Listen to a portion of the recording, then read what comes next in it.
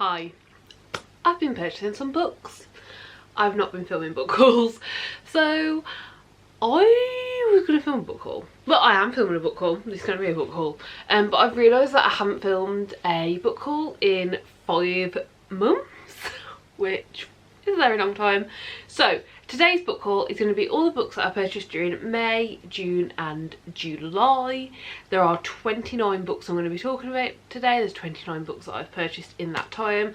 Then within the next 2-3 weeks I will do a book haul with all of the books that I purchased during August and September, because that's also a hell of a lot. It'd be too much for one video. So yeah, let's do all the books that I've acquired during May, June and July of 2024. So yeah, I will tell you about them. I will give you as much information as I can. The main thing that I'm going to be saying today is if I've read them or not, because out of the 29 books that I've purchased during May, June and July, I've actually already read 19 of them, so I'm really happy with that, and like I'm really happy with that amount of reading, and it's definitely like a good little ratio to be going. Like obviously I want to read the books I'm bringing in, so yeah, honestly there's not much to talk about. I am going to get straight into it. I'm going to just do this in the order that I got them in. So first book I talk about will be the first book purchased, last book I talk about will be the last book purchased. Let's get into it. So first up I got Where the Drowned Girls Go. This is one of the books in the Wayward Children series. To be completely honest with you, I'm not sure which book it is. From the back I'm guessing it's book number 7, but that could be wrong. I've read this, I enjoyed it. I actually read this previous to getting it. I read a lot of the Wayward Children books last summer via audiobooks. The audiobooks for them are really good, so that's how I read the majority of them. But because I got so into them last summer, that was like the first time I'd ever read them, I will now from now on be pre-ordering them, but I'm slowly trying to collect all of them from previous to getting really into this series, previous to the current releases. I think I'm now only one away from owning the whole series, so we're getting there, and I'll pre-order any that are coming out in the future. But this is not the only Wayward Children book that we've got to talk about. What I will say is this one is very interesting. It's I don't know how to talk without spoilers. It takes place in a school, but it's not Eleanor West's home for Wayward Children. It is a different school, a different vibe, very dark compared to the previous books, but still a really lovely read. Then I've also read Bargain Bin Rom-Com. This is a little poetry collection. I enjoyed it. I would read more by the author. It wasn't my favourite, it wasn't the best. It was very comedic. I think I'd read a more serious collection again. I wouldn't read like such a comedic collection. Honestly, I just don't really do humour. Like I don't get a lot of comedy, like I don't find it funny. So yeah, like this was fine. Like I enjoyed it for what it was, but it hadn't stood out to me in the poetry that I've been reading. Then I got Hair/Power. This is one that I've started. I'm a quarter of the way into it, but I have not finished it yet. This is a very long essay on hair/power, and basically like how hair can control you and hair can mean freedom. Look, I'll put it down. I will finish this. It's not like the other 404 Inc books that I've read. It's not as scientific, there's not a lot of information backing it up, there's not the references there, there's not the scientific studies for me to go look at to prove these things that are being said that don't really make much sense. But I'm intrigued by it, and I'm not very far in, so I'm willing to keep going. But so far it's just been okay. Then the only book I actually don't have with me today is a book called Blind Spot. I will put a picture in. This is another of the 404 Inklings collections, and this is all about being blind and the experience of being blind. It is absolutely amazing. The reason I don't have it with me today is because I'm already lending this out to people. This is my best non-fiction of 2024 so far. I think it will take a hell of a lot to top it. I learnt so much, I got a lot from this book, and would highly recommend it. So yeah, that's that one. Another one that I'm currently reading, oh no, I was using a pen as a bookmark and it's just fell out. Where am I? Another one that I'm currently reading is Freedom is a Constant Struggle. This is a very important read. It's definitely one that I'm slowly making my way through. It's very heavy, there's a lot going on, there's a lot in this book. This is all about the fight for freedom. It's written by Angela Davis, who is an renowned activist and scholar. says on the back. And yeah, it's all about struggles against state violence and oppression throughout history and around the world. It reflects on the importance of black feminism, intersectionality, prison abolition in relation to state issues, and reflects on a lot of stuff. It talks about a lot of things. The Black Freedom Movement, the South African anti-apartheid movement, highlights how the past and the present are connected, and that analyses current fights against state terror from Ferguson to Palestine. And it's all basically about the outrageous injustices in the world. I'm getting a lot from this, but I'm reading it very slowly. I'm reading, you know, a little chunk every other weekend probably. Like, I'm really not getting through it fast, but it is one that I imagine when I am finished I will be rating very highly and recommending to a lot of people. So yeah, definitely one I want to keep reading on. Then I also got Scythe many moons ago. You can probably see them just about up here. We've got Thunderhead and The Toll. I found them in a charity shop. They'll probably be in the last book haul. I don't think I got them too far before, definitely this year. So yeah, they should be in the previous book haul. And I found them in a charity shop, £2 each, and I was like, well, I want to read this series, so let's just get them. But then of course I needed to get book 1 in the series, which was Scythe. So I now have, and I'm really excited to give it a go. In the Scythe series, all I really know is that you don't die naturally anymore. Like, you don't die of disease, you don't die of old age. The only way to die is for a scythe to come and like kill you, and this follows 2 apprentice scythes getting to terms with that, struggling with that, seeing this through. Don't know much more, but I'm excited and I think it could be really good, like a dystopian time. It's been a long time since I've picked up a dystopian series that felt like completely different to anything else. Then I also picked up Bunny. I technically have started this, but at some point I'll pick it up again and restart it. I was not in the right mindset for this.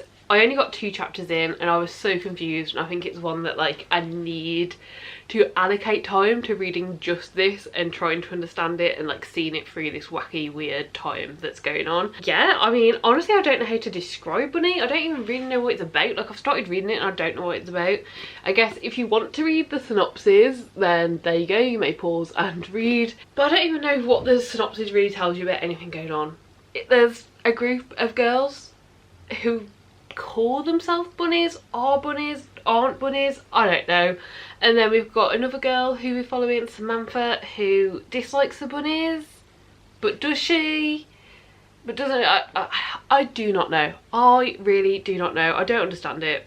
At some point I hope to read it all the way through and understand it, but we will have to wait and see for that. Then the next 2 I got, I'm just going to tell you about together because I know almost nothing about them, but I often go to free little libraries, and in the UK they're normally like converted red phone boxes. So red phone boxes used to be used for like, you know, like the dial-up payphone sort of thing, and aren't anymore. There's very few that are actually in use as payphones, so a lot of them are converted into different things, and quite a few of them now are converted into book exchanges. So I popped into one and spotted 2 books. Well, I spotted a lot of books, but I was like, you're probably not going to enjoy these. I probably am not going to enjoy these. I'm just going to say that now. I picked these up for a video, and that is Carving for Cara and Crimson Chaos. I think these are just like smut books basically. There was a lot of them in this phone booth. This is not the sort of thing that you normally come across in those phone booths. It's normally like cute, cozy mysteries, like the sort of books that your nana'd read sort of thing, like very like, I don't even know, like they always have like a little tone in them. It's like going on a mystery. I don't really know, but I occasionally find like a mystery that sounds interesting, or occasionally find like a fantasy that sounds interesting in them, but I don't normally find a lot, and I've never seen anything like this in any of them. So I picked 2 of them up. I did read the backs at the time, and these 2 sounded like I maybe wouldn't hate them.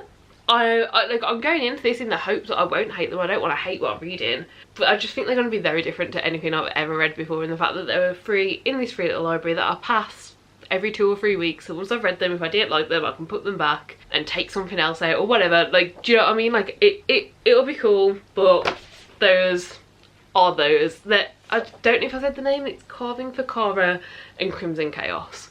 We will see. I'm hoping to get a video out on these within the next month or 2. Then another one that I've read is this absolutely lovely one. This is by Ash, Oak and Fawn. This is a like middle grade children's book about these 3 little people who wake from their winter sleep from the old ash tree. Their names are Moss, Burnett and Cumulus, and they go on an adventure. It is absolutely lovely. It is like, if you're reading it as a child or like as middle grade, or to a child, to a middle grade age, 5 stars. For me as an adult reading it, 4 stars, and that's only because of like how over explained a lot of things were, but I understand that they need to be over explained for children to fully grasp them. But I loved it. It was so cute, so lovely. Would highly recommend. So yeah, I also would really like to continue on with this series. I think it could be a really fun one to continue on with. Then I picked up a very old edition of The Goblin Emperor. As you can see by the fact I haven't taken the sticker off yet, this was £2 in the charity shop and I just could not say no. The Goblin Emperor is a book that I've heard a lot about like over the years, and when I spotted it I was just like, this is such a cool like mass market paperback edition, which like in the UK you don't get many mass market paperbacks, they're not really a thing. I'm intrigued. It's about a half goblin, the youngest son of the emperor, has lived his entire life in exile far from the imperial court and the intrigue that surrounds it, but then his father and 3 half-brothers, who are the heirs to the throne ahead of him, die together in an airship crash, and he's summoned to take his father's throne. I don't really know what I'm getting myself in for, but I really love a good fantasy book. This is a nice long one. It's also a standalone. I do think there is another book out that's like related to it, but it's not like, you know, like once this book is finished it's completely finished. But this is like 500 pages. Sounds interesting, sounds like it's going to be a good time, sounds like it could be the sort of political fantasy that I will start reading and not stop until I'm finished, so I'm very excited to get right into this. Then I read Lord of the Butterflies. This is a poetry collection. I quite liked it. Like, I thought it was nice. There was a lot of poems in there that were good. There was a lot of poems where even if I didn't love the whole poem, there were sections that really spoke to me. Overall, I really enjoyed this poetry collection and I would read more by the author. Another poetry collection I read was Your Soul is a River. Honestly, I didn't really love this one. Flicking through, I think I highlighted a lot in the first section. Like in the first section I really loved it, but the later sections weren't as good. This is probably a poetry collection that at some point I will get rid of, but I don't get rid of any poetry where there's anything in it I've loved. At some point I will go through all of my poetry collections and take pictures or put down somewhere the poems I like in the ones that I don't like overall, so I've got somewhere where I still have those poems, and only keep the ones where I love the collections as a whole. This will eventually probably be one that I get rid of, but it was a good start. I didn't love it, honestly. Then I also read No Gravity. This was a very interesting one. I liked some of the poems. I liked some of them that were different from each other. Basically, the reason this was interesting is this isn't a collection that's been brought together because all the poems go together or they coincide or they're about a subject or about anything. This is a collection that was brought together because the author did I can't remember if it was a 30 or a 31 day challenge where they wrote a poem every day, and essentially this is a collection of that. These are the poems that came out of that challenge, about just writing about what was on like the author's chest that day, what they wanted to write about that day. So they're not really related, they're about lots of different things, but it was really interesting. There were some that I absolutely loved and I would definitely read more by the author. Talking about reading more by the author, one I have not read yet but do own is Helium. This is by the same author as No Gravity. I don't know anything about it because on the back it only has reviews, but it's by the same author as No Gravity, which I really enjoyed. So I'm hoping, as this is like a more thought out for a collection, I will like this one even more. Then another Wayward Children one is Across the Green Grass Fields. I picked this up because I found it cheap and I want to collect all of them. This one is very different. It follows a character that I think we have seen in passing before, maybe we see in passing after this one, but to us it's a new character to follow anyway. And it was a very interesting world. I really did enjoy it. I had a good time, a fun time, and yeah, once again a really interesting one. This is one that doesn't take place at the school but takes place following a character through their worlds, which if you've never read Wayward Children, essentially one of them will take place at the school following the kids at this school for wayward kids, and then the next one will follow the kids actually going through these magical doorways and discovering this magical world for themselves, and it kind of goes back and forth as to whether you get the school or the magical setting. And yeah, this is a magical doorway. Then one that I'm actually currently reading, this is my current night time read, is The Battle Drum. This is the second book in, what's the series called? Final Empire series? No, not Final Empire. What's it called? The first book's called The Final Strife. What's The Ending Fire. The Ending Fire is the name of the final book, and I'm pretty sure that's the name of the series. I did think it would tell me somewhere. I'm not sure. I think it's called the Ending Fire series, but I could be wrong. But this is book 2 of 3. The third one comes out any day now, I think. I think it's literally like any day the third one is coming out. And I love book 1, so I picked up book 2.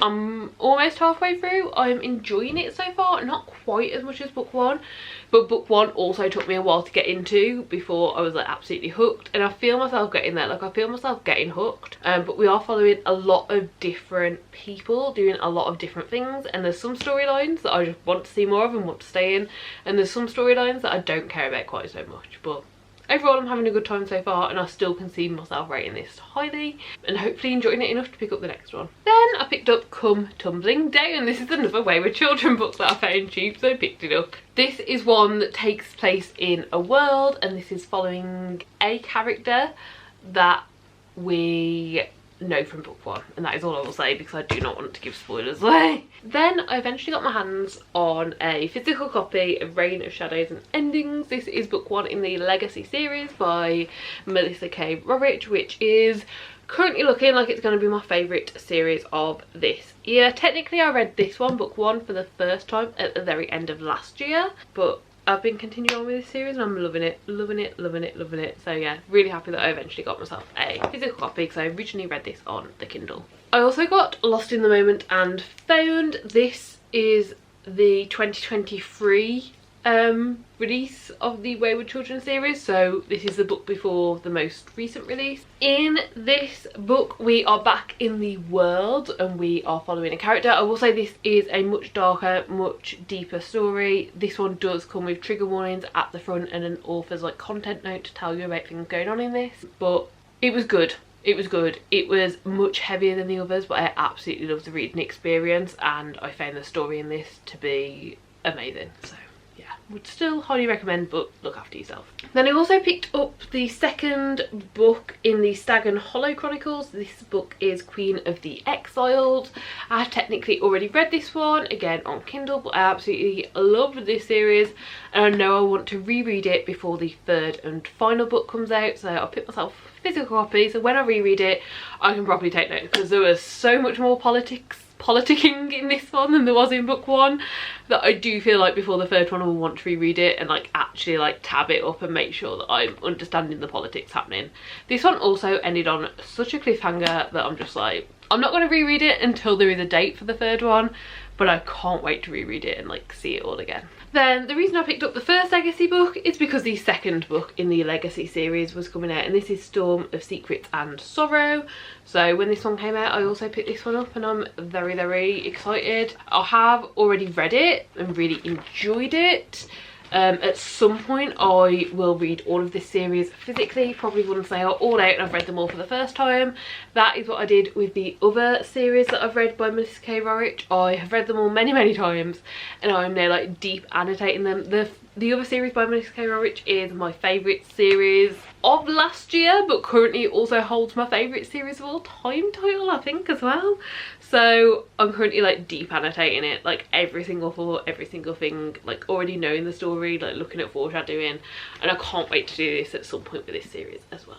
Then I picked up another poetry collection. This was A Passing On of Shells 50-50 word poems. The main reason that I picked this up, I'm not going to lie, is because I saw that it was illustrated by Chris Riddell. I've never read anything by the author Simon Lamb before, but I love Chris Riddell's illustration style and I was not disappointed. This was absolutely amazing. Every single poem has some sort of big illustration to go with it, but it was very much like the illustrations like added to the poems. Like there was even more to get from it with these illustrations being added. They seemed very intentional, and like the part of the poem it was depicted was really like picked out and decided.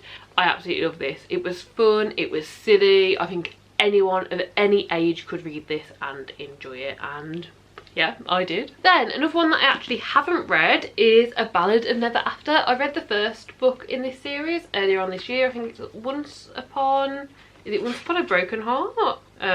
Once Upon a Broken Heart, yeah. And I do want to continue on with the series, so I picked up book 2. This is The Ballad of Never After.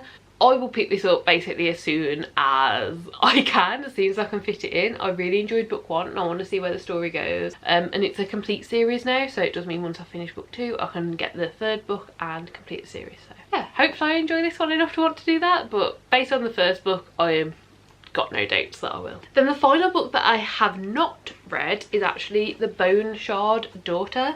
This is a book that I've wanted to read for a long time. It has appealed to me for probably the last 3 or 4 years. It's probably been that long since I heard about it, honestly, and I just haven't picked it up. So I eventually took the plunge, I've picked it up, and I can't wait to read it. I really don't know much about this. Bone Shard magic is like the magic in this world, and we are following the Emperor's daughter in this, who is trying to prove her worth. That's all I know, that's all I want to know. I think it's going to be an amazing time and I can't wait to pick it up. Then I also picked up another non-fiction which I have read. This is currently standing at my 2nd favourite non-fiction of the year, and this is Gender Fluid by Sally Hines. This was absolutely amazing. It was also written in a very interesting way. I personally just like read through every single page, but it's written in a way where if you don't have like the time to read the whole book, it gives you the different types of text and how important they are and how to read it. So it's like paragraphs are prioritized using different font size. Larger the font size, the more important the words are. If you have only half an hour to spare, you can just read the largest paragraphs set in the 2 largest fonts and you'll still get a basic overview. With an hour you can read the paragraphs apart from the ones at the smallest size, and if you can set aside a couple of hours you'll be able to read the entire book. And I just thought it was so interesting. Like, I've never seen anything set out like that before, but I think it is definitely, with non-fiction there is a massive like barrier to entry with like just feeling overwhelmed and like there's too much. So setting it out in like such, that's actually probably, this is about gender, so there's a lot of naked pictures. I'm just trying to, okay, there we go. So you can see on this page which is just brains, so this is okay to put on YouTube. Like the largest size is like the most important, and then the smallest size is the least. Personally, I would recommend reading all of it. It was so interesting. It's like, it was essentially like, is gender fluid? Well, yeah. Here's all the proof, here's all the things. I annotated the crap out of this. I thought it was absolutely amazing. I would highly recommend it. Then, luckily not the final books in this video. We do have one more to go after these, but the next 2 books I'm going to show you are actually the only books I am unhauling. They're already up on Vinted because they were a splurge and probably weren't necessary. But this is books 1 and 2 in the Skies of Fire series. It's actually a complete series here. Book 1 holds issues 1, 2, 3 and 4, and book 2 holds issues 5, 6, 7 and 8. And I enjoyed these. They were fine. So they're graphic novels. They are, you know, like combined comics. They are combined issues into these 2 forms, and this is the whole collection. And I splurged on them and like spent a bit more than I probably should have, because I normally like every single genre in graphic novel format. For instance, I don't like historical fiction, but historical fiction graphic novels that I've read, really enjoyed. And I've never read an adventure book, and I don't think I'd like them based on what I know of them, but obviously like at some point in my life I'm sure I'll try them. And this was an adventure graphic novel. I didn't like it really. I can't remember what I gave them. I think I gave both of them 2.5 stars, but I really can't remember. Like, they were just very forgetful. Like right now I couldn't tell you anything about them. I can remember finishing the book series and being like, I can't even remember the name of the dog. And like for me that is significant. Like, even if the dog was only on a page or 2 in a book, like that dog's the main character for me. So like that was really significant. I think if you enjoy adventure, if you enjoy classic graphic novels, like you could really enjoy this. But I just, maybe adventure's not for me. I don't know. This is the first one I've ever read. Like I can't base it on only this, but unfortunately I didn't really love them. So yeah, that's that. And they are in this really nice slipcase as well. So like, you know, they're nice, but yeah. Not a lot to say unfortunately. Really cool concept, really interesting.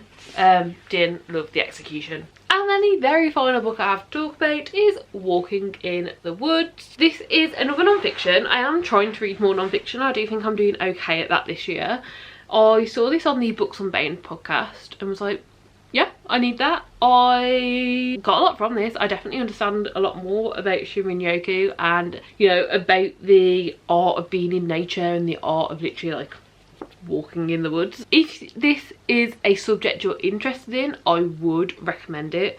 However, this was very repetitive and it didn't, I don't know if it even wanted to, because like not every book has to like respect your time and be like very like careful of how much time you put into it. But the best way I can think to put it is it didn't feel like it respected my time. It was okay to repeat itself a few times. It was okay to like have the same statistics and the same things. And I also don't know if it was like that in the original, because obviously this is originally written in Japanese, and this is the first translated book I've ever read that wasn't translated by a person. It looks like it was translated by a website. In the bits down here it says translation wedojapan.com. So it looks like it was translated by a website, and obviously in English sometimes we might say something and then say it in a different way to make sure the point's got across. So that could have been the case, and it could just be the translation where it's literally like copied exactly the same. So I really don't know. If you're interested in Shinrin-yoku, if you're interested in nature, if you're interested in the benefits of walking, of being in nature, of like doing things surrounded by woodland and wildlife, I would highly recommend it. But it is a bit repetitive. It could have been 2/3 of the size and still giving you everything, so I'd say just be aware of that.